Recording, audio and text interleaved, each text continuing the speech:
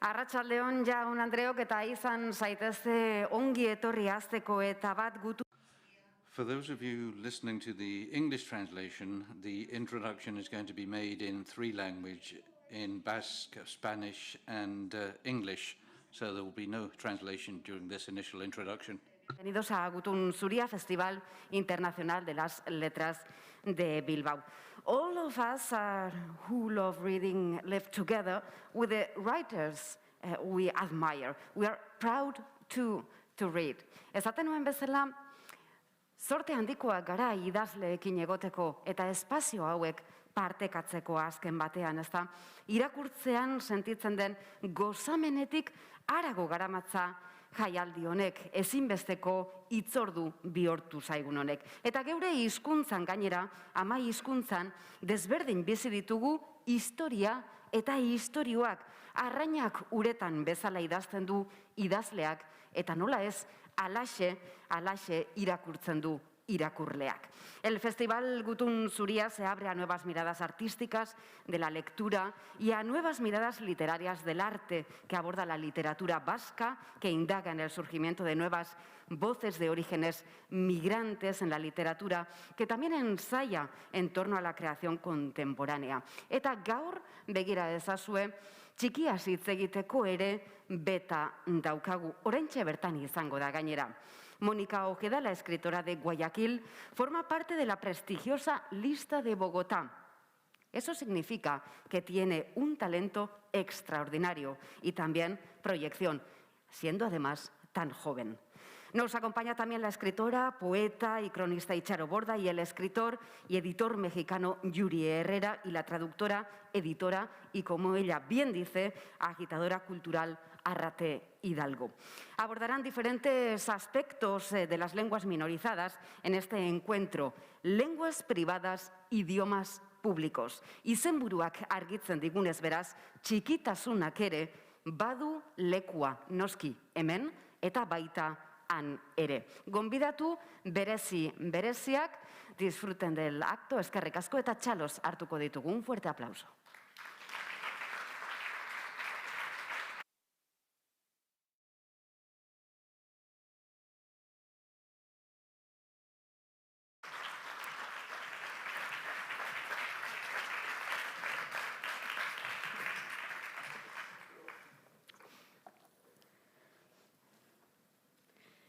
Eskerrik asko eta ongi etorri saio honetara.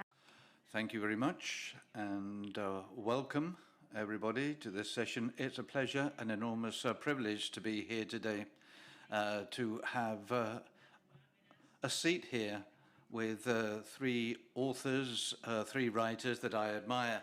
Thank you, Itxaro. Hello, Monica. Hello, Yuri.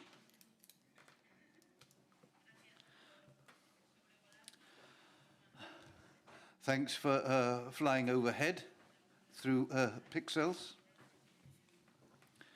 This introduction in Basque is going to be brief. We've already heard a wonderful presentation from the organizers, but I would like to bring up a number of issues to provide a little bit of information to contextualize things. It's going to be a bilingual conversation in Spanish and Basque. When I speak to Itxaro, I'll speak in Basque, and with the other speakers, I'll be speaking in Spanish. And logistics. I think that it's going to be interesting to use this bilingual format, and bearing in mind the subject we're going to be dealing with, I think it's going to be very appropriate. And we're going to be talking about languages and speech and the play between the two. And this is what these authors deal with. Languages, they use their own languages to generate a private world, a public world, and an intimate world, and even a symbolic world, a world that is far removed. In the end, speech shapes thought, and in the work of these authors, we find lively languages that are accompanied by thoughts and points of view. because words are the raw material for all writers. It's a flexible, liquid material, but it's not always transparent. Sometimes words are just a mask, Itxaro Borda tells us in her novel, when she talks about the character that goes beyond the borders of Europe. And also generating a new language is a kind of a new world happening all over again. And this is what Yuri Herrera tells us through the protagonist of his novel. And the novel Nefondo by Mónica Ojeda talks about the intricacies of the language and how one defends oneself against the language or the speech of others.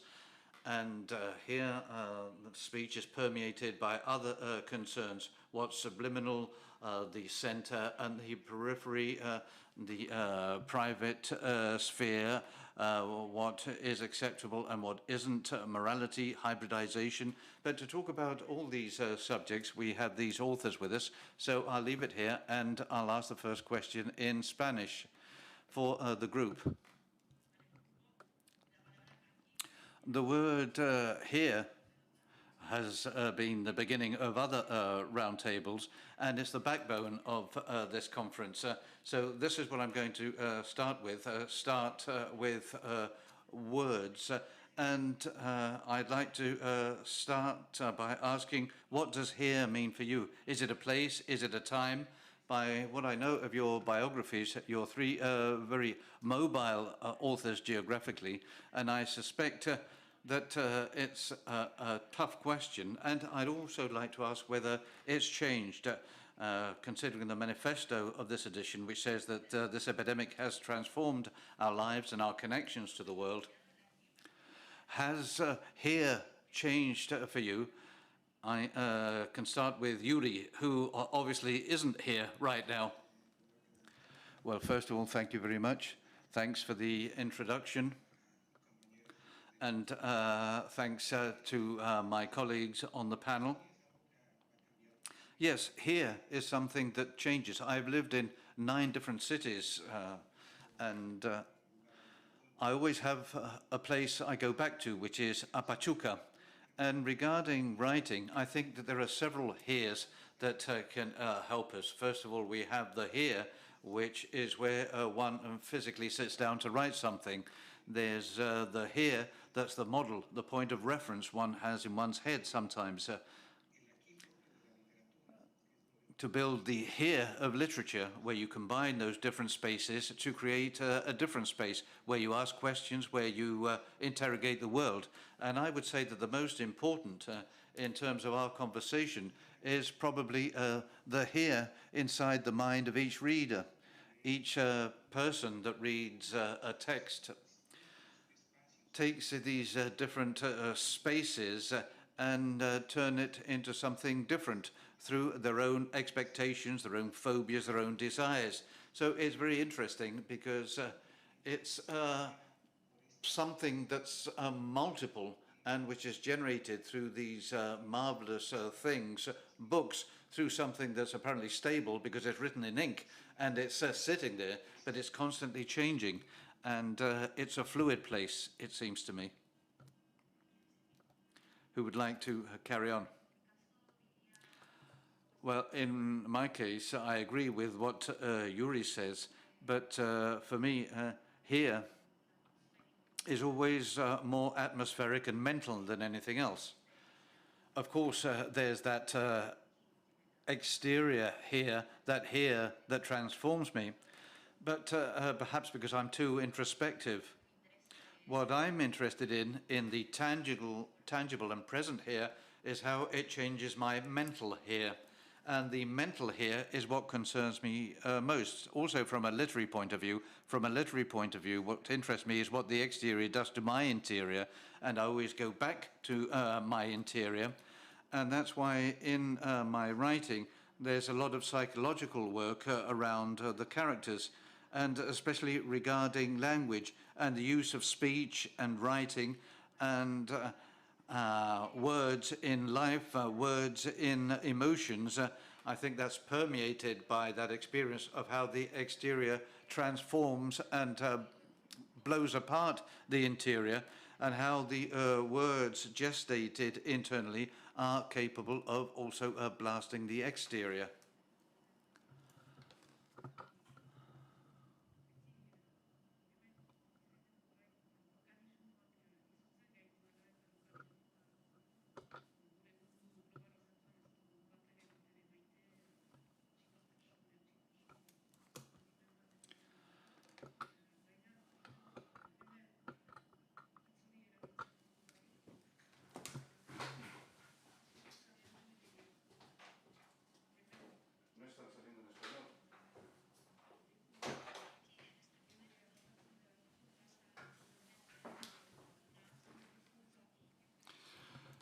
I'm sorry, we lost sound there for a second. When we talk about here, it seems small, but we spend half of our lives here.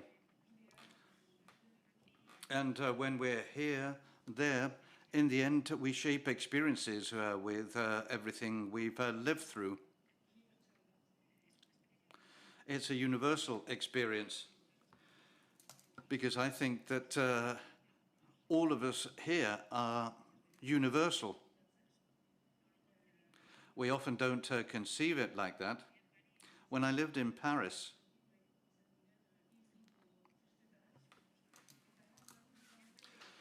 we went to the Abri festivities, and we listened to Manu Dibango, the musician from Senegal, and there were 4,000 or 5,000 people there.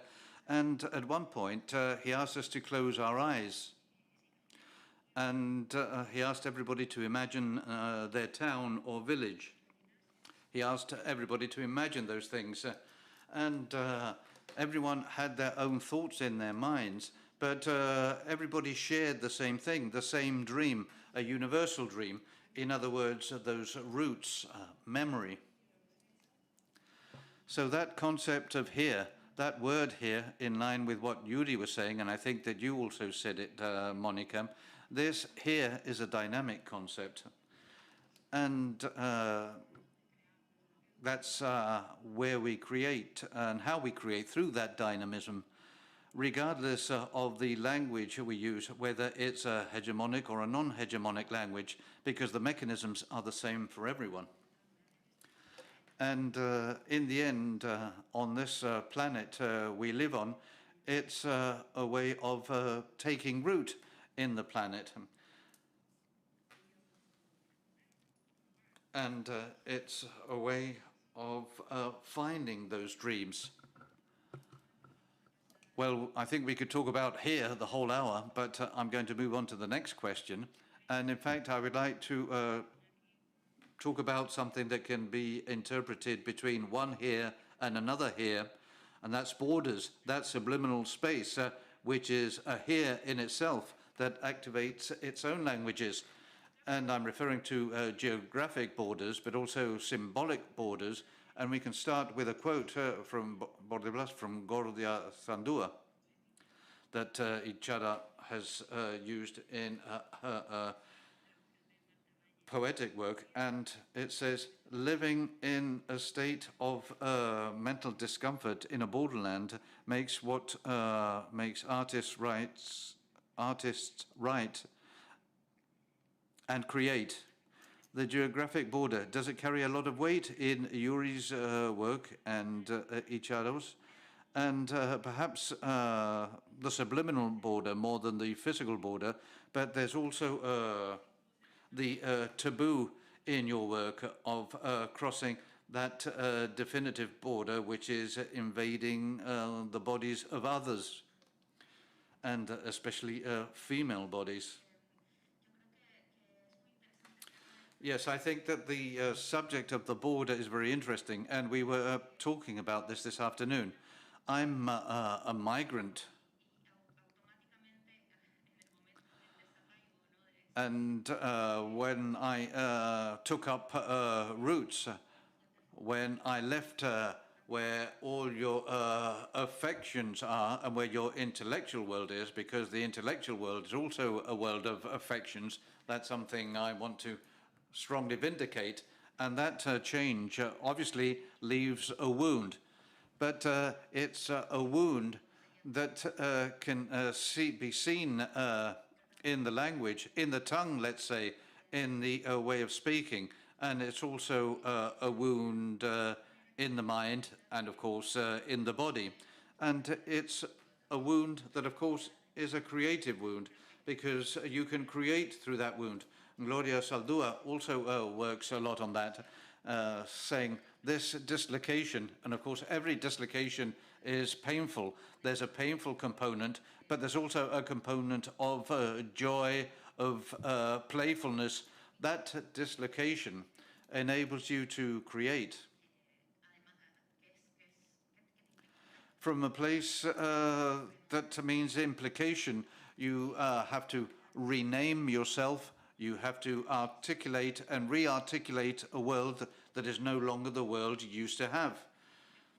So as a subject that writes, I'm absolutely a border person. My language is made up not just by Ecuador and Spain, which is the country where I currently live, but also by Mexico and Colombia, because these are my roots of affection.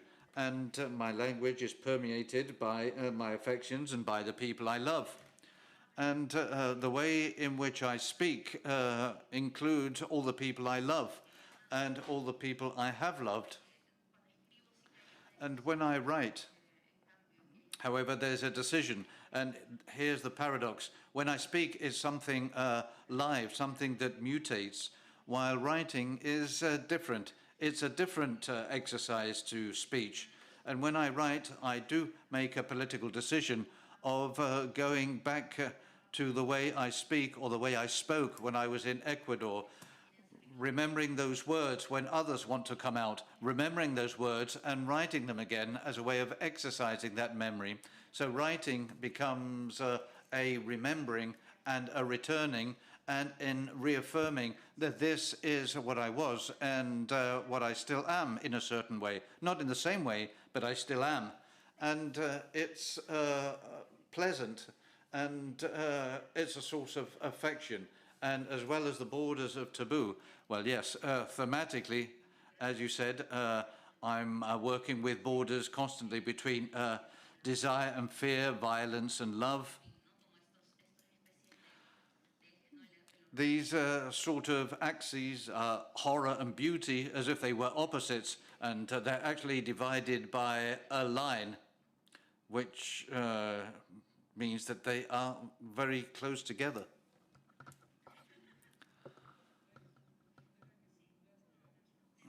Yes, borders. It's true that we have many borders.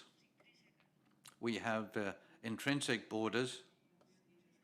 It's something we're told that these borders are inside, but they are also borders that are imposed upon us, and we have to play with all those borders.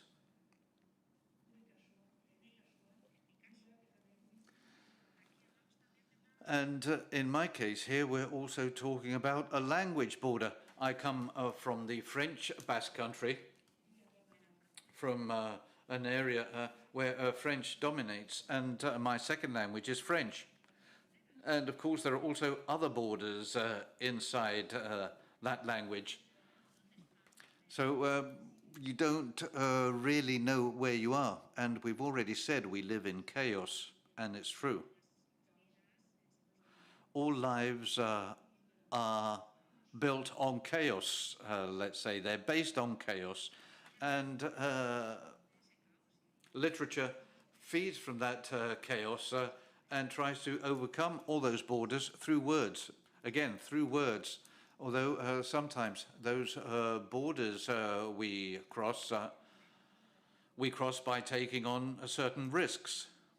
For example, by getting into the body of a migrant person.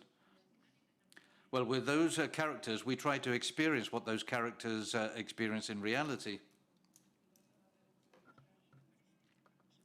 And then something else comes up, and that's that link between me and the other. And there are no borders. In fiction, and Rimbaud said this, I am the other.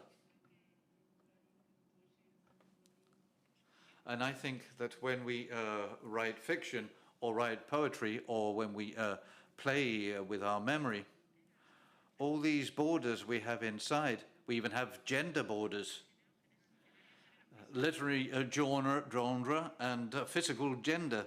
But we play with those borders, and all of a sudden, in literature, that me becomes the other. And those borders are done away with. And I think that it's something that takes us much further in what we write.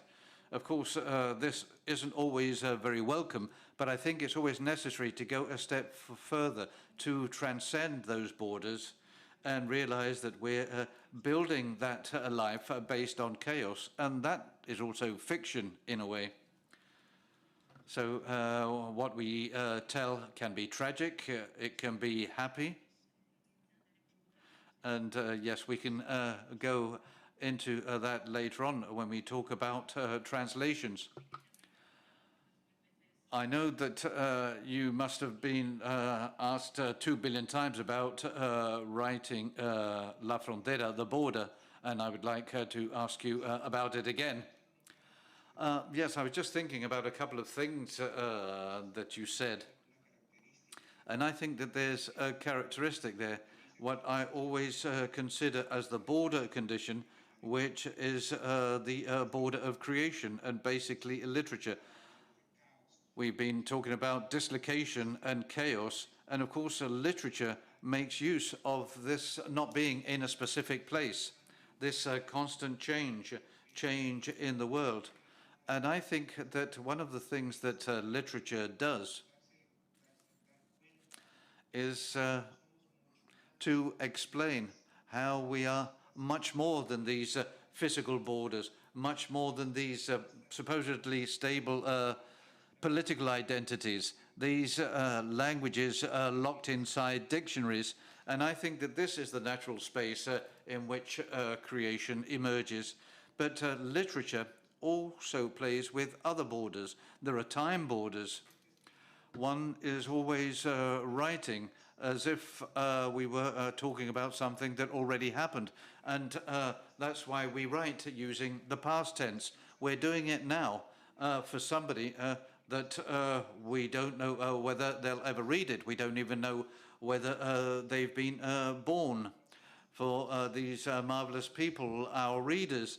So we're always moving around in these spaces, and the paradox about borders has to do with these exchanges in time values, in identity values, and on the other hand, in political terms, they are rigid, concrete, brutal spaces that do define the lives of people.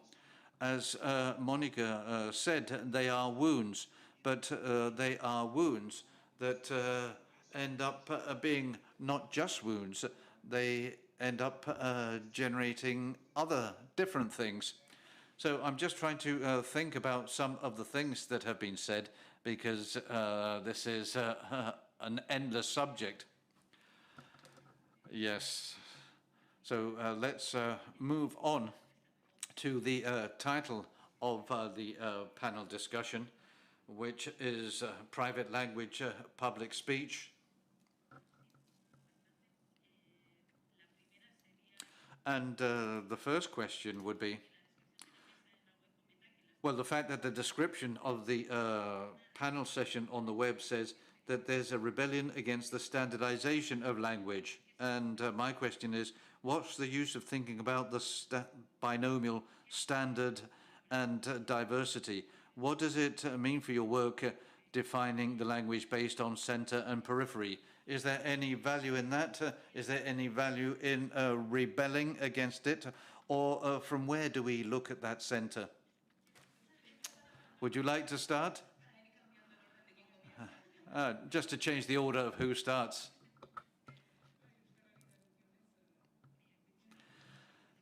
Yes, regarding the Basque language, we always hear that it's a small language, that it's a minority language, a backward language, even a sort of patois, that it really isn't a language. Well, in the 19th century in France, a sort of value was established regarding languages, a sort of classification, a ranking. And a lot of effort and a lot of money has been dedicated in France to working against languages. And we can discuss what happened later. But I always say that the experience is universal, but we've gone through that experience of having the language expropriated, as it were, the economic system, the ideological system, forced our parents and our families to leave aside and deny the Basque language. They deprived us of it. So I think that recovering those languages is an experience that makes you alive and which is universal, because there are many people deprived of their languages. Quechua in Mexico. There are many languages that have also been forgotten. So I say that recovering those languages is an experience that brings you back to life. But when we recover them, they've changed. When we recover them, they've always adapted to the times. And I think that's marvelous and also surprising. It seemed that those languages were dead, and we brought them back to life. And we bring them back to life, even if they're small, even if there are only 10,000 people that speak that language. But there they are, with all that vitality, because in the end, it's a beating heart. A language is. So in the 21st century, on a global scale, I think that we ought to celebrate, or rather change that point of view regarding small and minority languages. There are no small people. There are no people that are less than others or smaller than others. We have to see how we can share those languages with the rest of the world. I don't know, Monica, Yuri, how can we translate our world from that language? And it's something dynamic, and that's part of the dynamism of the word here. I'm working on that, and yes, I could spend my life crying, because for 6 years I was forced not to use my mother tongue, or because I was made to believe I couldn't use it. I could regret it, but I prefer to see the other side of the coin, the recovery of the language and the strength of sharing that legacy. I don't know whether I've answered the question with this. We were talking about this during lunch. Yes, I was thinking how something extremely interesting happens in literature, and that's we write in the end, because something happens with literary writing. It doesn't matter if you're using a hegemonic language, as it used to be called, or whatever. It doesn't matter. If you're writing a poem and it's a good poem, you're doing something that's revolutionary with that language, because you're separating it from the language somehow in a completely different way. So literary writing in itself is resistance to the center of the language, which is always an instrumentalization of the language for the polis and for any kind of society. Language is instrumentalized, it's communication, it's used for things that go beyond the language. But in literature, language isn't used for something else. that isn't to expand and celebrate the language itself.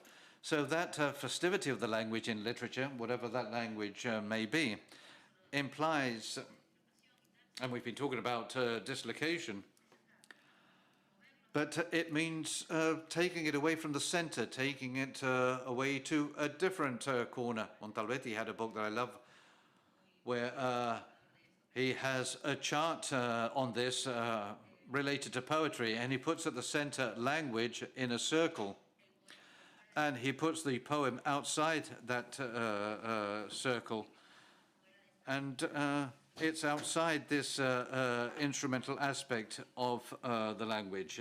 There's the language of poetry and the language of mathematics. And that's why when we talk about literary texts, we always talk about resistance. And this literature, which is central literature, is really an uninteresting literature. It's like the literature we read and we say, well, this reinforces the national gaze of the language. I'm not sure I would even call that literature.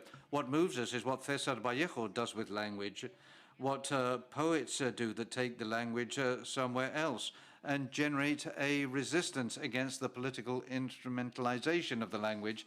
And this is what makes powers uncomfortable. You read a poet like Vallejo and you ask yourself, how can I use this for politics? And some politicians have been able to do it. I don't know how. Es que lo hacen. Quedan ridículos. But they look ridiculous every time they do that. They make themselves look like fools because you can't do that, because we go beyond instrumentalization. And I think that they are dynamiting that dichotomy between the center and the periphery.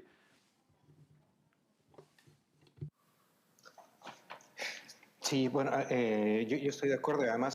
Yes, I agree. And one of the things that Itxaro was pointing out about rescuing languages and how languages defend themselves. Although our organizations have done as much as possible to do away with these original languages, they still persist because they are necessary to express a very specific experience that cannot be put across with the languages that we are rating as institutional or central, or whatever term it is you want to use to define things. But as Monica pointed out, if you're writing in a hegemonic language, this is going to be relevant to the extent that we do not limit ourselves to what we've been told in terms of what this language can or cannot do.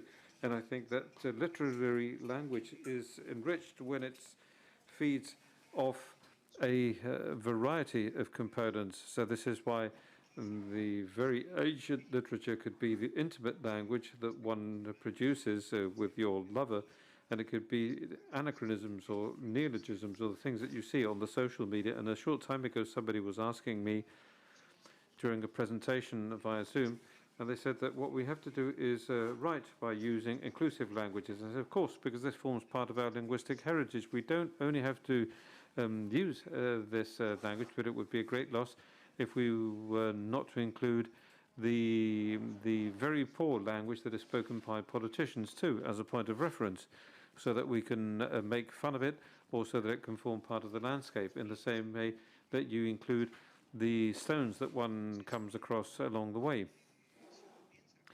So if, as like Monica mentioned, if we think about what Vallejo did with the language, you can see that these ways of renovating things or of implementing a revolution comes from the most unexpected sources, because when Vallejo was doing this, he was the autogenous avant-garde. In other words, he wasn't really sure about what was going on in the major scenario of language, or perhaps he did, but wasn't thinking about it from this political perspective. And I just wanted to give you a final example of how the language survives and transforms in different spaces. And I'm thinking about this from the United States because I work for a Department of Spanish and Portuguese, where we study and supposedly preserve and speak the language or practice the language. And I'm paid to do this kind of work, and I have lots of privileges in being able to do so. However, I think that the vitality of the language is not in these spaces, in places where I work, but this has to do with people working in a McDonald's, for instance, and somebody says a word they don't understand, and they call the immigration officers. And these people are the people that update the language and are the people that protect it too against rigidity and so on and so forth. Or they protect it against specific things like xenophobic authorities, for instance. Thank you very much. Okay, I'm not sure if I could make a comment here, because you've been talking about standard language. And what I believe that this business about the standard language works well in the case of standard languages or in the case of hegemonic languages. But I also think that it applies to minority languages. In the case of the Basque language, you also have a standard. And this standard is focused on centrality. And at the same time, this centrality requires, subliminally, it requires that we make use of that standard. So that means, therefore, that the writers out in the periphery should adapt ourselves to that particular standard as much as possible. In other words, what we should do is, well, get as close as possible to this. And this is what the standard is all about. But in any case, bearing in mind that these languages are living languages, and even though they are minor languages, the truth is that they also go beyond their own limits. And I think that this was one of the things that was pointed out in what Yuri pointed out and what Monica mentioned, because the language forges ahead. It cannot stop. It cannot be left as it stands. And the standard also has to live. The standard has to feed itself, because if not, it will eventually disappear. And I think that we're always going to have that trend or that influence exerted by the standard. And I enjoy playing a lot with that frontier, with that limit, even within our own little language. Well, it's a mission that you have to carry out.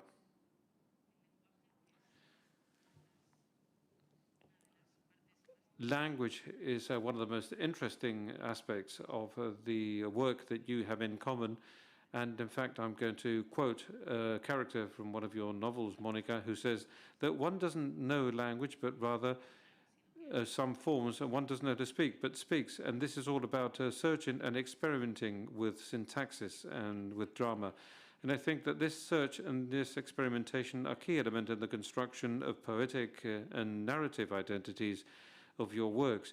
And I would like you now to talk about this search and how this exploration interacts with orality. And I think that this is a very important issue for most of your work. So perhaps, Yuri, you could kick off. It's your turn now.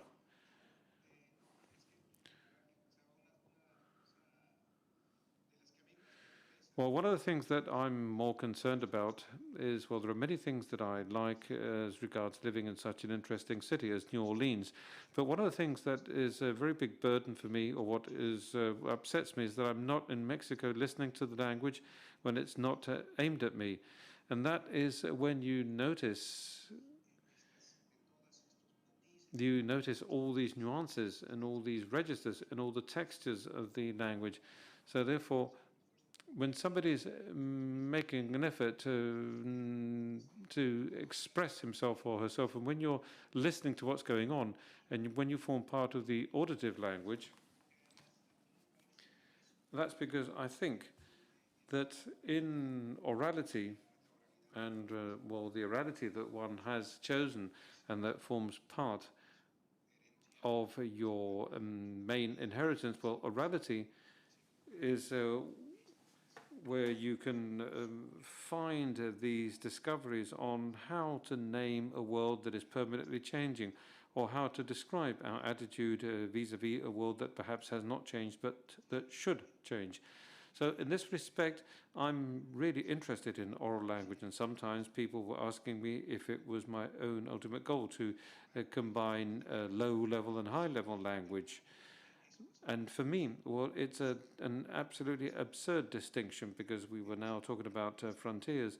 And I think that what frequently happens is that the street solutions that are applied to the world are the most cultivated solutions from the point of view of what culture means, from cultivating something, of obtaining fruits from the soil. And I think that this is what a live language does, that we can benefit from or feed off, because a living language makes use of these things that are being offered to the world. I'm not sure if I've answered your question. No, that's a beautiful answer. Well done. Perfect. Well, I don't know. I was now thinking about how sometimes we actually notice that there's this mobility of speech, or the quote that you mentioned before of not knowing how to speak in reality. Because when one says that he knows something, that I know how to speak, you imagine that this is something, well, it's a knowledge that you already have, that it's fossilized. In other words, it's something that doesn't change, or at a certain point in time, so you don't end up without the knowledge. But in the experience that I have with speech, sometimes we don't know how to talk about many issues. We don't know how to talk to communicate an experience. We don't know how to say something. It happens to all of us, because some of us end up feeling completely blank. Sometimes you have to think, how can I say such and such a thing? And paradoxically, that happens more to me the older I get. And that didn't happen to me when I was age 19. But now what I feel is that I find it more and more difficult to talk about certain things. It requires a bigger effort, and that wasn't the case in the past. And I think that it's going to be more difficult for me to say things. So the fact that you understand that you don't know how to speak, that something that is undoing itself constantly, gives you that perspective. In other words, that non-fossilized view of the language or its structure. And it also makes you feel less proud about things. And this doesn't have to do either with how one should deal with the praxis of speaking. So if one looks at things from that perspective, everything becomes something much more liquid, something that is much more resilient, in a positive sense, of course. Yes, I agree with that. Yes, it's more flexible, it's more resilient. That is the language.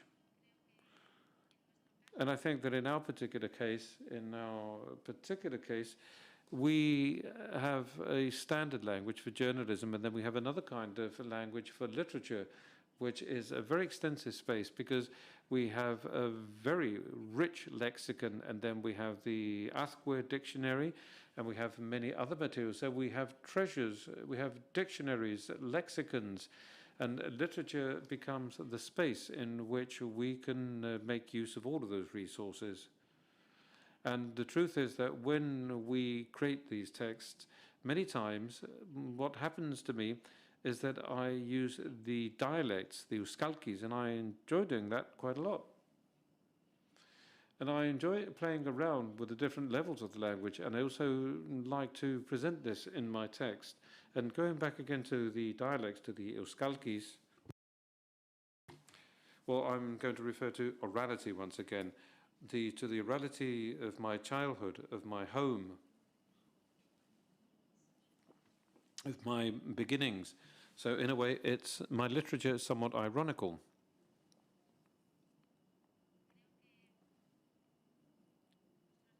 So I think our neighbors, were not people, they were definitely not illiterate, of course. But it's important to underscore that they were not cultivated people. It's an irony of life, because our language was absolutely authentic too. So what I'm trying to do is deliver a literary Arcadia. I'm trying to go back to my roots again, but always in focusing on what's going on today, in the present moment. So we have the language in the forefront, but in the background we have other elements. And I believe that this forms a dimension, because languages are also three-dimensional, or have more dimensions, and sometimes we put these things across, other times we don't. and sometimes we manage to reach the surface, and literature allows you to achieve this miracle. So I think that this also happens with all languages too, no matter what language we're talking. And it's an irony that I try to share with the people that read other languages even.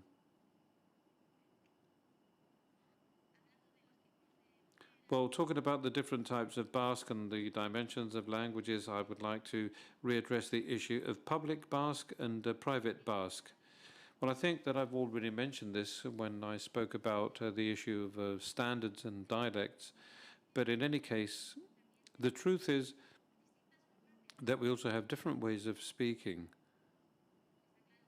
And it's clear we have a way of speaking in public when we're giving an interview, for instance, what we're doing right now, although I also try to make my own contributions from the French Basque country. I try to present the linguistic characteristics of the Basque that is spoken there across the border.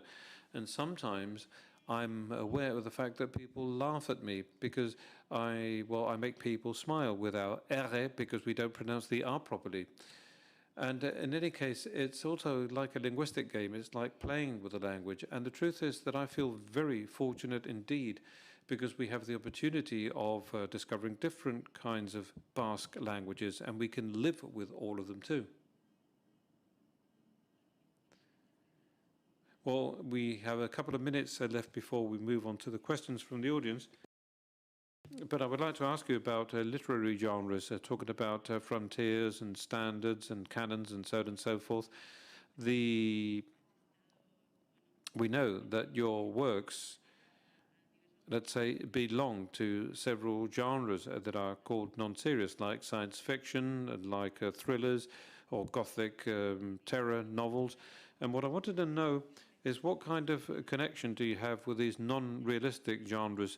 Do you believe that you are within these traditions? And in particular for Itxaro, what does it represent for you to write novels of this kind in the Basque language?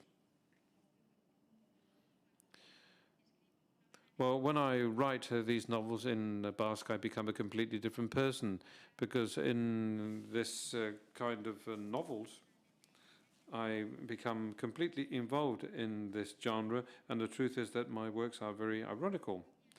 And the language itself makes me do this. And I am also forced into adopting that kind of approach. And the truth is that we need all resources, all the words, we need all the grammatical forms and the syntax. We need everything for crime novels.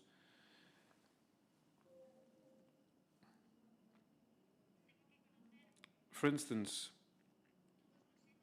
I must also be familiar with of all the facts that are going on in the world. I watch Mexican soap operas, for instance, and I get inside a tunnel, but it's the language that pushes me through that tunnel. And I'm also push the language. We both walk down the same path together. Well, the truth is, well, depending on what books we're talking about, because I don't think that not all of my works have to do with Gothic or even with terror novels. I'm very hybrid as a writer too, because my literature does have certain traits.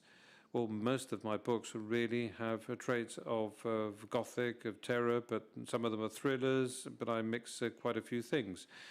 And in the long run, let's say that it's not a pure genre, but it does, well, I can't give you enough details of this because we'll run out of time. No, but very quickly, these genres for me are the genres that made me fall in love with the literature, and I still enjoy it thoroughly. And well, crime novels specifically do make me develop a certain kind of attitude vis-a-vis violence or crime or instability. I think that this can be seen in all of my writings, and science fiction also, well, gives me an idea that this is the freedom with which you write science fiction is the freedom we should always depict reality. So that's why I don't really believe in what people call realistic literature, because one is reinventing it all the time. And I think that this is one of the issues that has to be taken into account. Okay, well, let's move on now to the questions from the floor, from the audience, from you to us. And, well, please go ahead. Anybody that wants to ask a question, please use the microphone. I have more questions. If you people don't want to ask, I can ask if you want.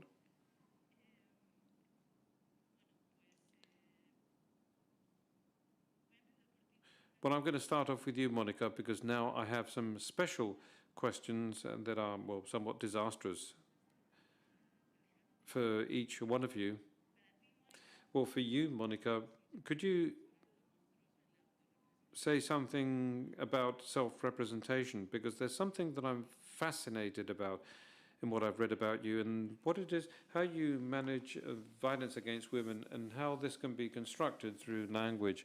Or for instance, Ana and Soroche, or your tale, Soroche, well, that resistance to destructive language, and like the case of Kiki in Nefando, well, I think that, well, perhaps this has to do with the fact that words are never innocuous and are never,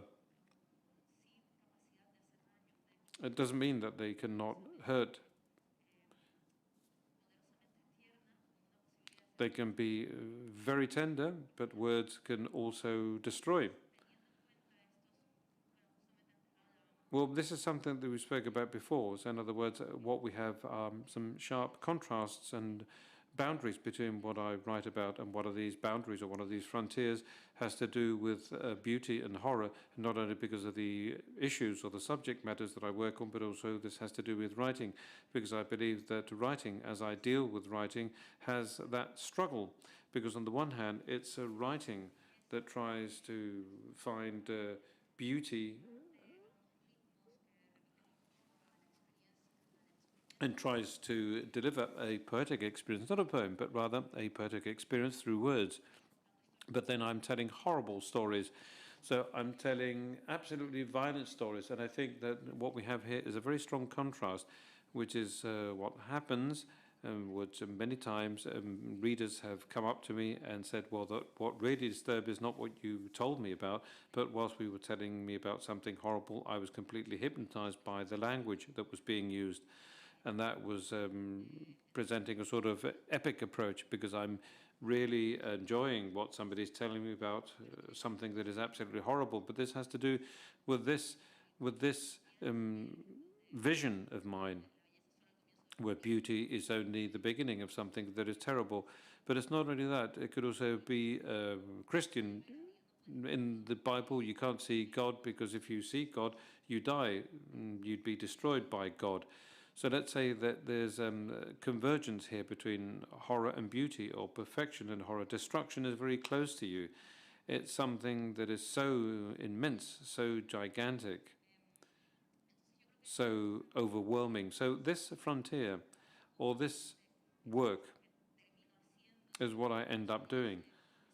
So this is why I have this development process in my books and in my writing. These issues that seem to be contrary to each other, but they generate this monster that we're talking about, that is made up of these different polarities. And I'm not only talking about writing itself, but also the characters, how we can be victims one day and we can be the opposite the following day, and how we can hug somebody and on that very day something horrible to that person that we hugged in the morning. In the best of cases, when we're not physically violent, of course, when we're only violent with words, because, you know, words can be very harmful. And it's very difficult, because you can say that you're not violent because you don't punch somebody, but you don't know how terrible the things can be, the things that we say can be. So it's very clear that the violence of words can be incredibly oppressive. Any questions from the audience, please? Okay, well, I'll carry on then. Yuri, I wanted to ask you about something here. Now, let's see if you find that it's okay. Well, in your stories, 10 planetas or 10 planets, something they have in common is a bureaucratic element. And I wanted to ask you, why? Is it, well, even the monsters that appear, at least in one of your stories, these monsters are subject to a very clear-cut system in which art is being generated, these monsters that are completely subjugated, but it's then done in a very tidy manner with specific documents where you have to tick the boxes, the right boxes, etc., etc. So what I wanted to know, have you actually noticed that there's lots of bureaucracy involved in your science fiction, or if it was something you did on purpose? No, it's something I did on purpose, deliberately. And, well, we sometimes say that we have our boundaries within, or I think that sometimes what you live with card to check out your time schedule. But what I have seen in these months of confinement, that this has not represented an immediate liberation, but rather it has represented a repetition of the bureaucratic forms, but in the domestic space, which I believe will be one of the sad things that we will have to talk about. But in addition to that, we also have an idea that says that how, since a long time, we are now resigned to accepting a chain of powers that we cannot understand, that we cannot learn about, and which we can only question superficially. But this determines all the different things we do. It determines our role in society, and it also determines what we know about, and what it is we can do, or where we can go, or what we are supposed to dwell on, and the terms that we apply to these ominous beings. And now that Monica was saying that, well, you can't look at God, and I think that this is a very lay representation or secular representation of this ominous representation of God. And when you're faced by that, what remains is monstrosity. And I'm talking about monstrous not in a positive sense, but rather I'm talking about in a disruptive sense. In other words, monstrous things that have nothing to do with your linguistic or body norms or your political norms.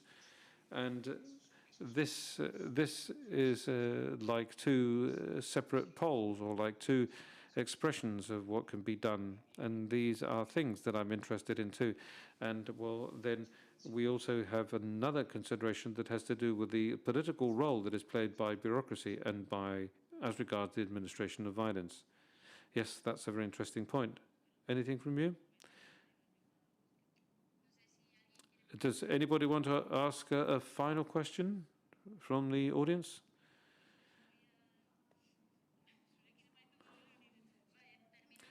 Okay, so we'll finish with you, Itxaro, all right? So I already mentioned before that I wanted to put this question to you, and here goes the question then. You are a writer, but you are also a translator. And now I would like to talk about your relationship or your connection with translations. I'm not a professional translator, that's an important thing, yes, but I do translate, and I have translated quite a lot, and I'm still translating nowadays. What I believe that this is possibly because I speak more than one language, and also because I express myself in all these languages. I do have a concern, though, in relation to these languages, because yes, there is an intellectual and emotional clash involved. When I read in all of those languages, I also, what I do, what I'm reading in other languages, what I want to do is transfer that or translate that into my own language. And this is what we mentioned before, talking about myself and the other person. When I'm writing science fiction, for instance, I become the other. And at the same time, what I do is transform this into myself. And there's always something left at the end of the process. There's always something left that has to do with me. So I always leave some kind of footprint in relation to my point of view or my opinions in relation to literature. So that's why I enjoy doing translations. And I think that it's also very important to translate from peripheral languages. And this is something that we mentioned previously too. It's an important thing to translate from our own language into the other languages, to French, into Spanish, into English, because in that manner we would be sharing things, and we were talking about God. We were talking about the metaphor of God, and God tells us that we must share. Well, with languages, I think that this is what we do, and when we translate, well, this is intensified. And translating is like writing, but removing the risk factor. Yes, I think that it's all about taking on board the risk of a second writing. Thank you very much. I'm afraid that we have to close the session here, and the only thing I have to do is insist that you read all of their works, because all of their works are fantastic. And thank you all for allowing me to moderate this session. And it was lovely to see you, Yuri, even if it's been on screen. No, at least we could say hello to each other. So, and many thanks to the interpreters who was helping us with the interpretation from Basque into Spanish. Thank you very much. Goodbye, everybody.